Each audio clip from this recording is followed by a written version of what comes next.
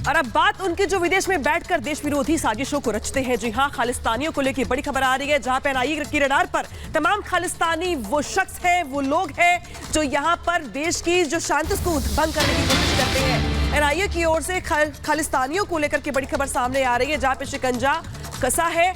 आर्थिक नेटवर्क को कमजोर करने की यहां पर कोशिश की गई है। हवाला सिंडिकेट से पैसे का ट्रांसफर जिस तरीके से किया जाता है, उसको भी यहां पर ब्रेक करने का प्रयास किया गया है। थाईलैंड के रास्ते कनाडा भेजे गए पैसे 2019 से 2021 के बीच 13 बार हवाला के जरिए करोड़ों रुपए थाईलैंड के रास्ते कनाडा भेजे गए। खबर सामने आ रही है। कनाडा में तैयार होने वाली मूवी, कनाडा में तैयार होने वाले प्रीमियर लीग इस्तेमाल, इसके अलावा इन्वेस्टमेंट और हवाला रॉकेट के लिए इसका इस्तेमाल किया जाता था। यानी कि जिस तरीके से थाईलैंड को रास्ता बना करके कनाडा पैसे भेजे जाते थे, इसको लेकर तमाम जानकारी सामने आ रही है। पैसे ट्रांसफर करने वाले नेटवर्क की यहां पर पहचान की गई, किस तरीके से यहां से पैसे भेजे जाते थे। और जो सिंडिकेट है, ये पूरा का पूरा सिंडिकेट काम करता था पैसों के ट्रांसफर के लिए। बिल्कुल, देखिए थाईलैंड के रास्ते जतिन हमारे साथ जुड़ गए हैं चंडीगढ़ से। जतिन, थाईलैंड के रास्ते कनाडा पैसा भेजा जाता था हवाला के जरिए। बड़ी जानकारी सामने आ रही है कि हवाला के जरिए पैसे को भेजने का काम होता था। क्या कुछ और सामने आ रही है बातें?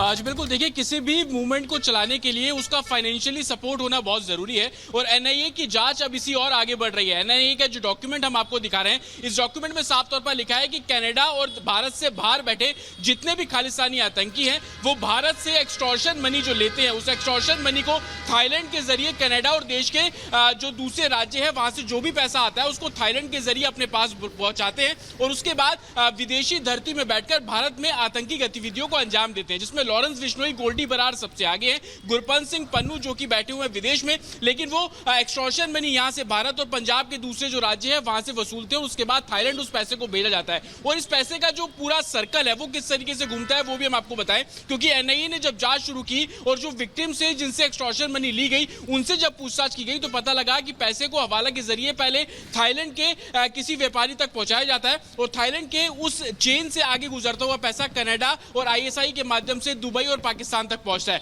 और यही कड़ी को तोड़ने की अब एनआईए कोशिश कर रही है। एनआईए ने जिन 19 लोगों की लिस्ट तैयार की है, उन 19 लोग किस किस तरीके से हवाले का पैसा अपने पास पहुंचाते हैं और भारत में कौन कौन से सिंडिकेट उनके संपर्क में है, किस चेन का वो इस्तेमाल करते हैं और इसको लेकर जल्द कार्रवाई जो है वो की जाएगी। कल हमने देखा कि पन्नू के घर पर जो जमीन जो है वो जब्त कर ली गई, चंडीगढ़ का 1/4 हिस्सा घर का जब्त किया गया, जो अमृतसर है उसमें एग्रीकल्चर जमीन जब्त की गई। और सबसे बड़ी बात यह भी सामने आई कि जो जिस पैसे का इस्तेमाल देश विरोधी गतिविधियों में किया जा रहा है, दरअसल उस पैसे से भारत के अंदर ही बड़े बड़े प्लॉट्स और खास तौर पर एग्रीकल्चर जमीन को खरीदा जा रहा है। इसके पीछे सबसे बड़ी वजह जांच एजेंसियों की यह है कि जितने भी एनुमेशन तस्करी कर भारत लाए जाते हैं उनको एग्रीकल्चर लैंड में कहीं ना कहीं दबा दिया जाता है। और पंजाब में इस तरीके के केसेस कई देखने को मिले कि जब खेतों की खुदाई की गई तो उसके अंदर से पुराने मोटार बरामद किए गए, कई जगह हमने देखा कि गन बरामद की गई, कई जगह हमने देखा कि टिफिन बम का भी कल्चर जो है वो आईएसआई के माध्यम से पंजाब और पाकिस्तान के जो बॉर्डर। बिल्कुल जतिन, आतंकी पर ये बड़ी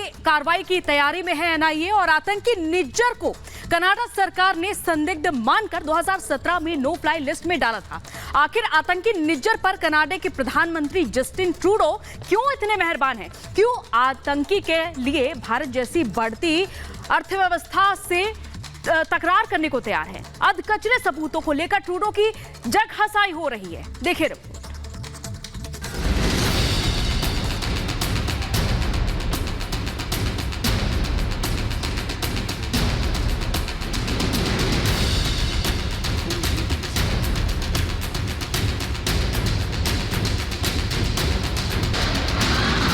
In the meeting with the CSIS director about our inability to get more concrete information about this kind of thing.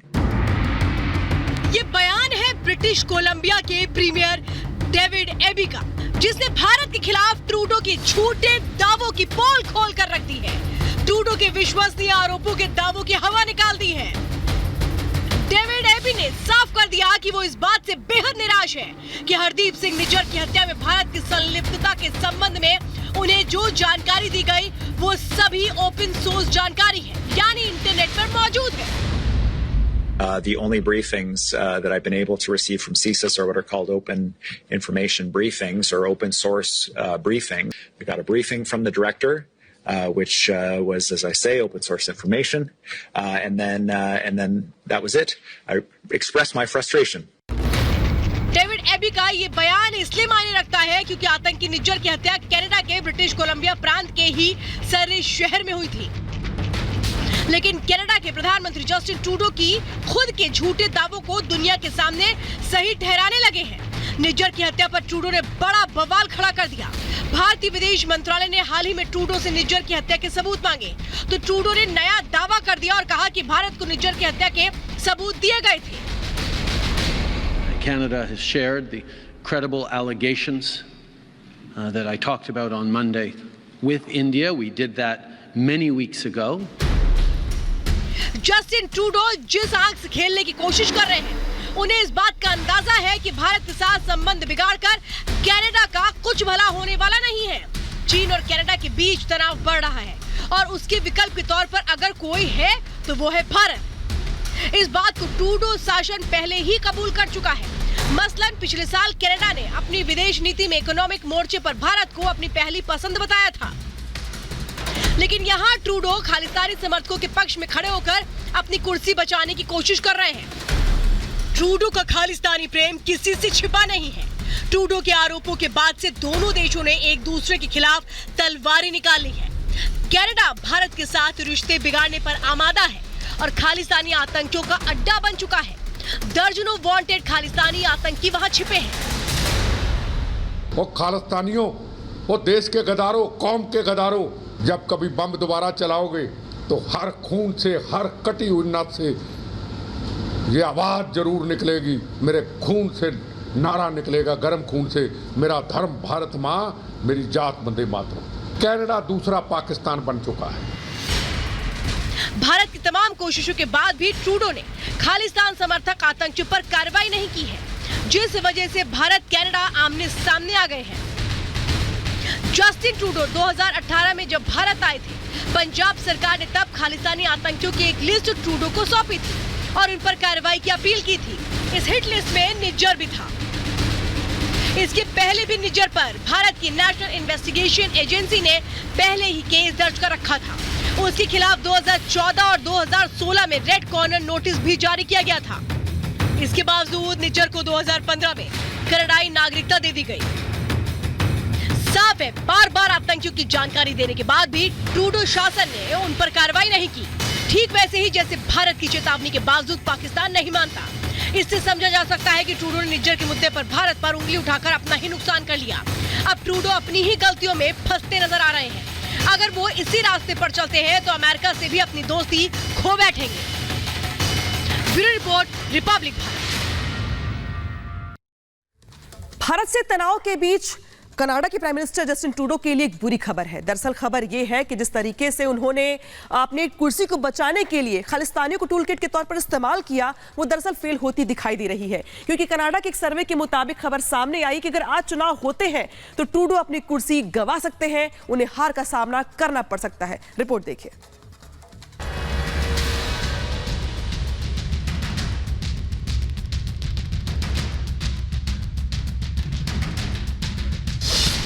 एक सर्वे से उड़ी नींद, ट्रूडो क्यों हुए भयभीत?